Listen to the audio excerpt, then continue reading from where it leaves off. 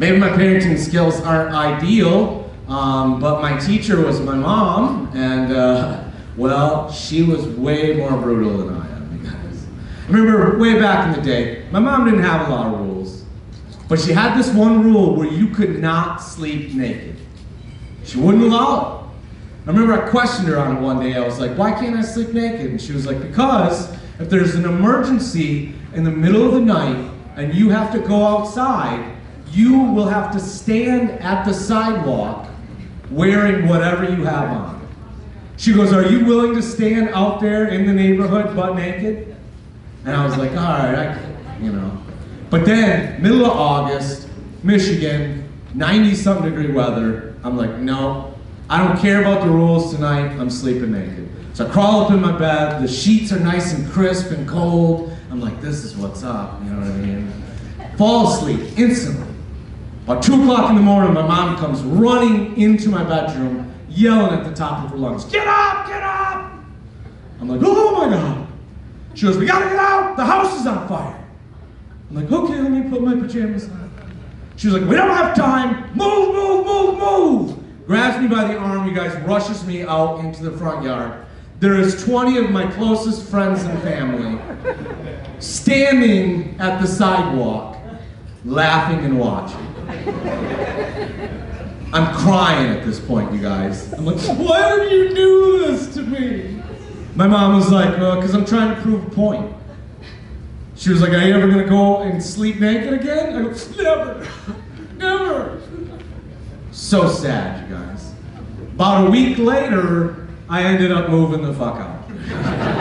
Because you shouldn't be treating a 32-year-old man like that. Have some respect on your baby boy. That's how my family rolls, man. We got a wild sense of humor from my grandpa. My grandpa BS'd his way through life, man. He was a funny dude. I remember he was getting older, you guys, and actually 2 weeks ago would have been my grandpa's 83rd birthday. But unfortunately, he passed away not too long ago. And I remember before he passed away, I was supposed to take him out for his last birthday dinner. That's what we did. You know, we took him out to wherever he wanted to go out to eat. And my mom was like, before you go over there, bring something over there that he can have for pain that's not pills because it's starting to mess with his stomach. And I was like, you called the right guy. I don't know why I was using an old-timey phone. You called the right feller, cacao. So I get over to my grandpa's house, I got half of a weed brownie. I set it on the table, I go, eat this. Mom says you can't take pills no more. He goes, what's in it? I go, mostly pop.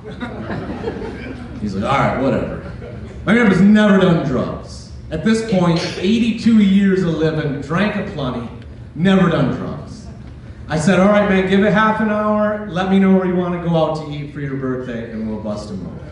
So we're sitting in these recliners, we're watching golf, because that's his jams, right? And all of a sudden he rolls his head over at me, and he's laughing, and I was like, oh yeah, it's kicked in. Like, there's nothing hilarious about a dude putting outside the green, you know what I mean?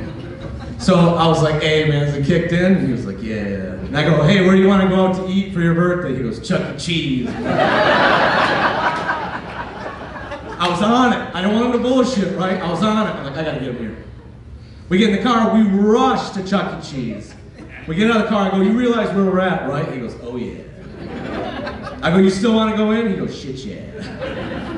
We go into Chuck E. Cheese, we're drinking beer, we're eating the world's most expensive shitty pizza. He's playing skeet ball, he's shooting hoops, he's beating me in arcade games. He's having the time of his life, right? He was like, oh man, I'd love to come back and do this again. And I was like, yeah, we probably could. He goes, but the brownie too. I was like, all right. He's collecting all these tickets, okay? And I'm like, you go up and you can cash these tickets in up at this booth. And my grandpa's like, nah. He leaves with the tickets. So my mom goes, hey, you had a great time. We should do this on like a regular basis. So now for 6 months, every other week, I'm taking my grandpa out for his birthday. No, like, old guy pun intended. He knew what was going on. Give him the brownie, we go, we do our thing. He just keeps collecting these Chuck E. Cheese tickets, right? All of a sudden, we do that about 6 months, and then the time comes he gets sick, we can't go anymore. And about 2 weeks goes by, my grandpa passes away. And that's the end of the joke, guys. Thank you. No, that's yeah, horrible way to end. Passes away. My mom is sitting down for this will reading, okay? She calls me afterwards. She goes, "Hey, Grandpa left you something." I'm like, all right, I'm thinking like a fishing pole or a frickin' hunting rifle or something. I go, "What do you leave me?" My mom goes, 13,642 Chuck E. Cheese tickets.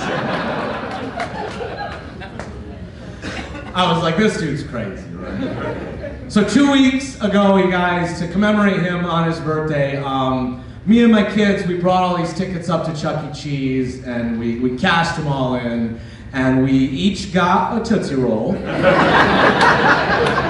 and we got a pair of Chinese handcuffs. And that was all our fucking tickets.